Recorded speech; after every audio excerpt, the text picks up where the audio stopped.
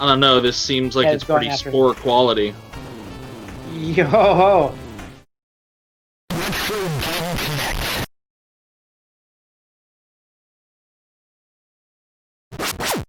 Hello and welcome to Retro Game Connect. I'm Dan Master Andy.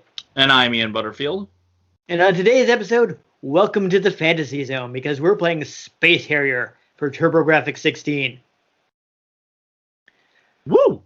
Yeah, so this is an early Yu Suzuki game. It actually had like a hydraulic cabinet in the arcade, which obviously we're not getting that here on this home version. But I thought it would be a fun way to, I'll see a unique angle for trying out a classic Sega game. So let's go ahead and start it up. Let's get right to it. All right, so yeah, we got start and mode that I can select from. We're gonna make sure it's on what I want. Yeah, this is my only option. So we got normal or inverted controls. I'm gonna stick with normal because I think, as we've established on the show, we both hate inverted. So before I start, you'll see that robot on the right is a pretty blatant copy of the Dom from the Gundam series. I'm sure someone more familiar with Gundam will know that. They even went ahead and called it Dom, so they weren't even trying. they just stuck it in there. They changed it to like the 3 eyes instead of like the mono eye, like the normal Xeon units have in Gundam. Yeah, they just did it. So this should be interesting. So I got a little homing attack. That's actually basically. Are you just like a dude with an underarm cannon and like what, hover shoes? Pretty much, yeah. And I'm just flying around. Oh. And I love Ratchet and Clank. Yeah. Yeah. So this is actually my first time playing Space Harrier. So we'll see how I do. Oh boy. Oh, okay. Yeah, so I think they kind of track you, so you want to kind of move around the. Oh, I ran into a tree. I have to say, for the era, that's some pretty decent scaling. I mean, not too bad for a console that came out in the 80s. Yeah. This had originally had fancy dedicated arcade hardware. It was one of Sega Super Scaler games, so those things were pretty powerful. I mean, already it's less buggy than the launch version of Cyberpunk 2077. Oh boy. I don't know, that might be a low bar. No, low bar is the launch state of Marvel's Avengers. Oh no. I don't know, I think that worked, it just wasn't super fun. I gotta fight this dragon here. You can see he's basically made up of multiple segments. That's how they're making such a big character. Yes, discount Shenron. Yeah, but but other differences from the arcade. In the arcade, of course, Rip. Awful. Yeah, okay, so what do I have to do here? I think I have to do... Did I not even get into the score? I didn't even get a high score, so I'm going to have to start over. So as I was about to say, one of the differences... Actually, why am I not using rapid fire? Here we go. I don't know, man. I'm on a TurboGrafx. Well, not an actual TurboGrafx. We're using the TurboGrafx Mini. But I've got rapid fire, so that would probably help. Usually, yeah, in a game like this. The thing that's worth noticing with the game is... no, let me finish my thought. So on the fancy premium cabinet, you actually had analog controls. So this is used like an analog flight stick in the arcade, which is also why it has inverted controls, because, in the arcade you'd be playing with a flight stick, where it actually makes sense to press up to go down and down to go up. Yeah, playing Star Wars Squadrons gets me real used to that. Yeah, exactly. So, I don't know what the difference is, but with the flight stick, it feels... I did not think that was going to hit me. That's unfortunate. But yeah, that's whoa. This is making this a lot easier. that's a difference there. But also another thing to be aware of is the way the shooting works. It actually does lock on. Basically, like Yu Suzuki couldn't really figure out how to calculate stuff in 3D, so he's like, we're just gonna have it like as soon as you shoot the gun, it's gonna decide whether you hit the guy or not, just based on where you are compared to him. Also, this guy is reflecting attacks. No, this is fireballs. He's got No, your blasts are bouncing yeah. back off of him. I don't think they reflect though. I think they're just like you have Well, I don't only know his if they head reflect is back at you, but they're definitely bouncing off of him. only his head is vulnerable. So that's what I'm trying to shoot, but I also have to be careful not to get fireballs in my Lame. face. Yeah. Burnt to a crisp. Yeah, but also this is actually his Suzuki is also his solution to basically like when he wanted to make the game, like the executives were like, yeah, 3D shooters like they don't sell, don't do that. Ah, really? Oof, it was rough. And I still don't have high enough score to get the to enter the secret code I have to put in to unlock options. Alright, back to the start again. So like Sega had done a couple games where you kind of fly into the screen for a pseudo 3D effect, and they had pretty much all tanked. So when he was proposing this, they were like, yeah, no, that's a bad idea. So for one thing, he kind of like he staked his salary on it. He was like, okay, if this game tanks, you cannot pay me for the period that I worked on this game. And the other thing is like, you know what, to make this work, because one of the things they're like, he's asked him like, okay, well, why didn't these games sell? They were like, well, because it's too hard for people to judge their shots in 3D. So he said, okay, well, I'm going to make it homing, so people don't have to. So as you can see, it actually works pretty well. I'm not even worrying about where I'm shooting. I'm just firing off these attacks and it's fine.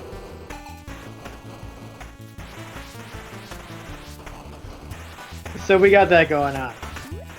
I mean, otherwise it's kind of like tricks. It's smoke and mirrors. The way they're getting the floor to look like it's or I should say the ground to look like it's coming toward you is basically just like a color cycling effect. So they're really, I think that that hitbox was a little larger than it should have been. But oh, there we go. I beat him faster than I did last time. Woo! Yeah, so in the arcade, it's actually a checkerboard pattern. I don't know why they didn't manage to do that on TurboGrafx, but there we just got. Maybe it made the graphics less turbo. Yeah. I mean, there were versions on less powerful hardware that kept the checkerboard, so I don't know. Like, I do like playing games that are associated with one company on like a competing company's hardware. So that's part of why playing the TurboGrafx version of this game appealed to me. Instead of like playing a version on Sega hardware. What really would have been funny would have been if I managed to if we play the NES version, but that only came out in Japan. So, but yeah, there was an NES version of this game because Sega games got ported to stuff that wasn't by Sega on a regular basis, which is kind of crazy. Well, I mean, at this point, they are just a software company, so... Yeah, but even when they were, like, a hardware company, their stuff got ported to competing companies' hardware, which is so weird to me. Yeah. Like, this wasn't even programmed by Sega. It was done by, like, NEC, one of NEC's subsidiary, NEC Avenue, which they used to port a lot of their, heavy womp. Yeah, which they used to port. They used to do basically a lot of their games for TurboGrafx were just done by NEC. You had weird things with people having, hardware exclusivity. I'm gonna take at least one more shot at this. I did pretty well that last time. I got all the way to stage 3. We got a few minutes. Yeah, let's see if I can beat that before we give up. Oh my god, do I try?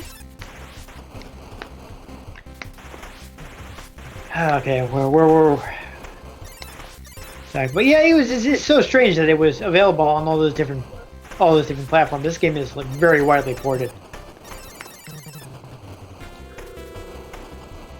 Even though, well, 80s, it might have been before the Genesis came out, so I guess they weren't super concerned about people doing other platforms with, like, the Master System wasn't like a huge seller.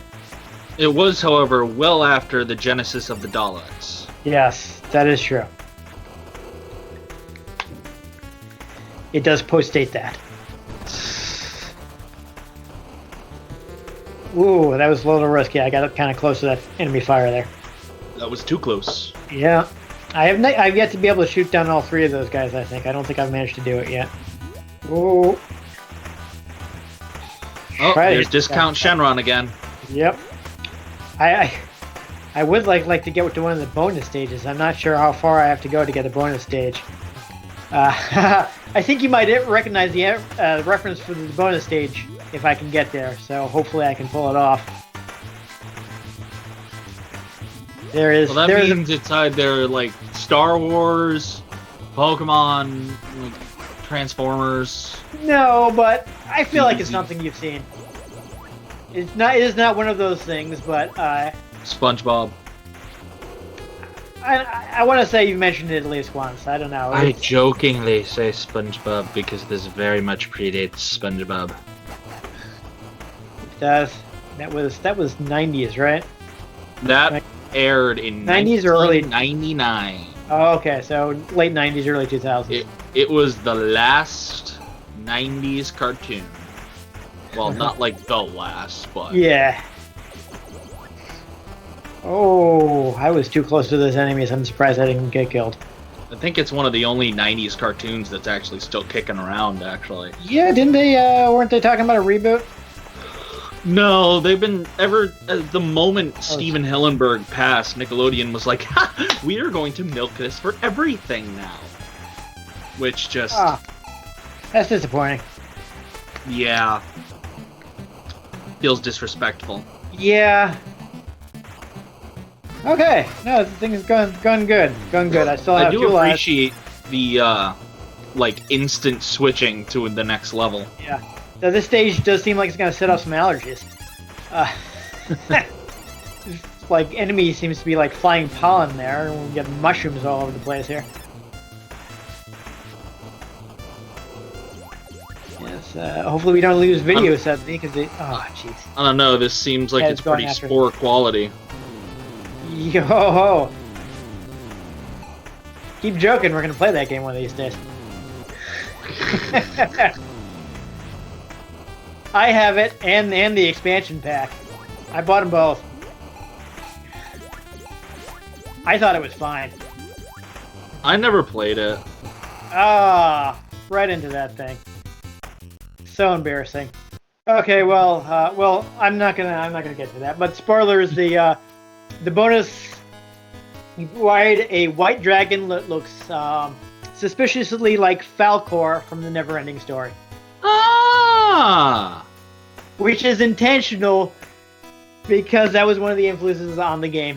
They were actually thinking about the Neverending Story when they made this. Nice. Yeah. So there you go. So there you are. Oh, I'm phasing in on reality. That's bad. It's a pretty decent port. Obviously, you got to cope with the fact that you're going to digital controls from analog, like the arcade. But if 2020 has taught us anything, it's how to cope. Yeah. So, I mean, also you lose the checkerboard pattern, but you still got a pretty good sense of speed.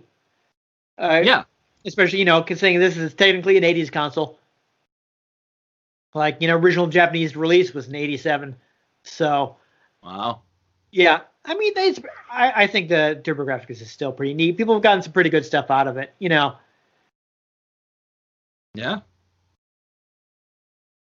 It has some custom graphics hardware, so it's more powerful than some people give it credit for. That's always got interesting stuff on it when we play it. Yeah. I mean, I'm glad I bought the mini console and all that stuff, so we can look at that library. And the few things I know if you notice that the music is actually so the music is designed to be long enough that it doesn't repeat during a stage. Neat. Like the main theme, I think is like over 3 minutes long. So it's Solid. actually designed so you don't actually hear it loop. Solid. Which is kind of neat, and you get the colorful thing. I said like some part of the influence was the Never-Ending Story. They also I'm totally drawing a blank here. I was just looking at my notes. Let me pull this up here. One of the other things Suzuki was thinking about was where is it? Yeah, Roger Dean. So he was looking at Roger Dean's art. That was one of the other influences, which was why you had this, you had this surreal, colorful world, which is another thing that kind of sets it apart from a lot of other games of the era. Yeah, it was a rather vibrant game. Yeah, so I appreciate that. So it's not actually. I mentioned when the game starts, it tells you "Welcome to the Fantasy Zone." It's not actually related to the Sega game Fantasy Zone. Welcome to the jungle. Yeah, they're two separate things. I don't know why. Whether there's any influence, but I guess there is no actual storyline connection. Though some spin-offs and stuff done by other people have suggested that there are. Though I guess Suzuki's is no, they're separate. Not in an angry way, but it's just that's still cool. And the name actually comes from the original design document. So Yu Suzuki didn't come up with the initial concept exactly. They had there was somebody who was in charge of the project before that, who was actually I guess I don't know. He didn't mention his first name, but he said his name was Ida. And actually, there's those apparently those Moai-looking enemies that we fought in the third stage, the second stage, were actually named after him. But he'd originally wanted to have a game where you pilot the Harrier jet. But when Suzuki took over, he actually pared a lot of the stuff from the original planning document out because there's we're just not going to be able to make this. That makes the name make a lot more sense. So that's where the name came from. That's kind of he wanted to keep that in there as kind of I guess a tribute to the original concept. Kind of call back to it. Kind of leave something in there because he did have to take out a lot of these original ideas. Yeah. Because they just weren't feasible on the arcade hardware at the time. Like the reason that you're playing a flying dude instead of a plane or something like that is just because it was simpler to animate. You didn't need as many frames to get the guy flying around the screen as you would have, with if you were a plane where it would have had to be Yeah, you'd have to animate the banking. Yeah, so you would have had to animate. Yeah. Hey, I think your phone box is ringing. Don't worry about that. Don't worry about it. I got an answering machine. It's fine. No, I'm just laughing because we're in TARDISes. Yes. There you go. Yes. Immediately after this, we might have to go save somebody. But well, I'm always ready. Yeah. Fully Sonic. Well, one of the things is the plane would have just been too complicated. They had to reduce the there amount. We go. Yeah, they had to get the right one for the TARDIS I'm in. They had to reduce the amount of data they were using as much as possible. If you look carefully at the game, you'll see most of the enemies don't actually move. They're completely static. They just come flying at you. Yeah. They don't actually have any animations. Yeah, and they don't have particular animations for if they move side to side. It's not Yeah, they're because in just a like plane, actually, there's completely stacked sprites that like scale in from the background. Though one of the sacrifices they had to make to get it onto the TurboGrafx was they basically had to cheat by having different sized sprites. The arcade hardware had like scaling abilities built in, so it could actually take a sprite and and enlarge it. Whereas for hardware like this, you basically had to like have a small one and a couple medium ones and the big one. And they had because to you switch them see, back. if you had some sort of a flying ship that you were actually flying in the game, Yeah, there are lots it of would angles be, you need to be able to see it from. yeah, even if you were from straight behind, so from like this is what you'd be seeing. If it was moving side to side like this, that would be weird. It would bank. Yeah, you'd have to animate that. With the Which is dude, a you can just lot. be like, Yeah, and it's fine. because and then going up is that, down. You have to just do the whole Yeah. thing. So this And is I managed to one of work the in the many old Millennium school Falcon in games this episode. So that were born where it's like creativity born from restrictions. I love crap like that. Yeah, so that's you see that's in so many games from this era because their hardware was limited in what it could do, and the pillow doesn't want to stop appearing and disappearing, but but they had to get around it somehow, and they ended up actually coming up with really cool ideas to do that. Yeah, that led to a lot of unique stuff back in the day. But anyhow, I think this is a pretty fun game. I would probably have to do a little more practice to get past the third level. But I was enjoying myself. It wants more quarters. Yes, probably. There is. I mentioned there is a code. So on the US version, which is what we were playing, if you can get onto the high score table, you enter a blank and the letters MD. And you get extra options so you can change the amount of lives you have, the game difficulty, things like that. I think there might be like a stage selecting stuff in there as well. And also, once you get to a certain point in the game, if you get past level 5, you can enter your initials as CNT and continue the game. You get That's up to so 3 weird. continues. I don't know why they did it like that instead of just giving you continues, but again, we can't blame Sega for that. The game was ported by NEC Avenue. They made some blame.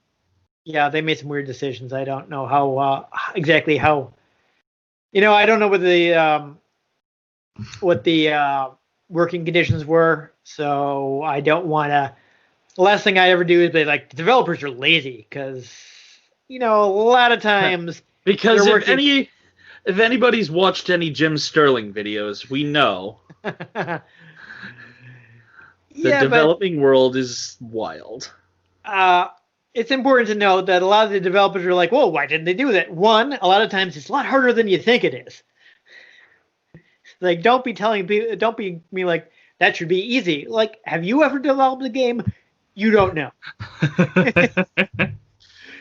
And two, a lot of these games were made short time frames, small budgets, and they were basically working miracles with some pretty unhealthy working habits. So, and things just haven't changed. Yeah, I try not to, without knowing the situation, I don't want to criticize developers.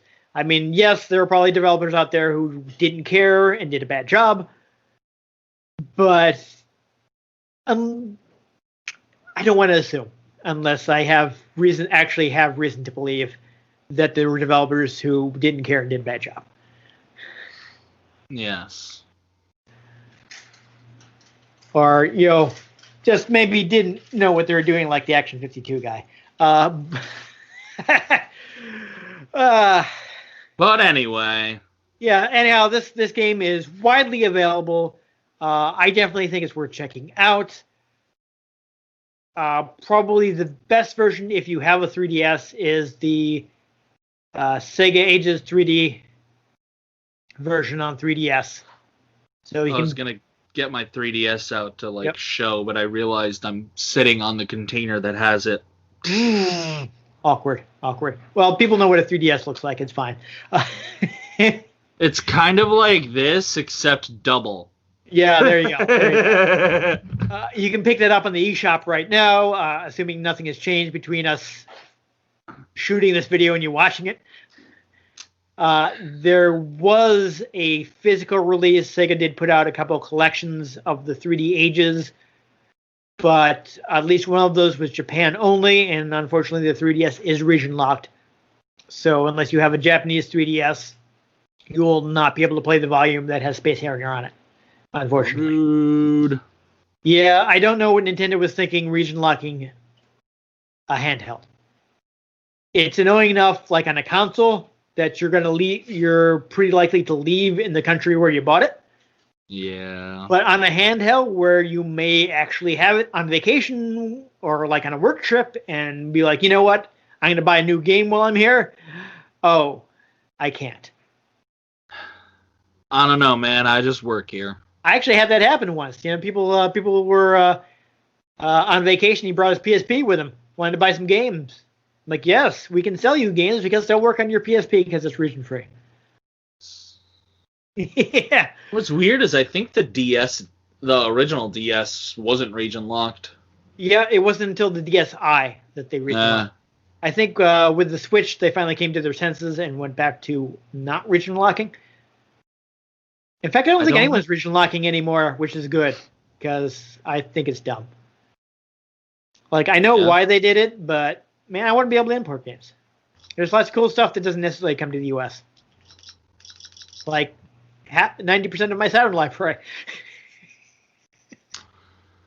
Yeah. But anyhow, that's a good version. It's in a weird version that we could have played, but we didn't. There's a remake of it on PS2, like with polygon graphics. That's kind of okay. But that was sold by itself in Japan and available in a collection in the US. I did buy that collection because I heard that while a lot of the remakes were not great, some of them were decent. And I was able to get like a cheap used copy. So I was like, yeah, maybe I'll play some of these like sometime. Like, I guess Fantasy Zone, of all things, that the 3D version of Fantasy Zone, actually not bad. So I don't know, maybe if we're trying to play Fantasy Zone sometime, we'll do that version. Who knows? People can request things in the comments, hint, hint.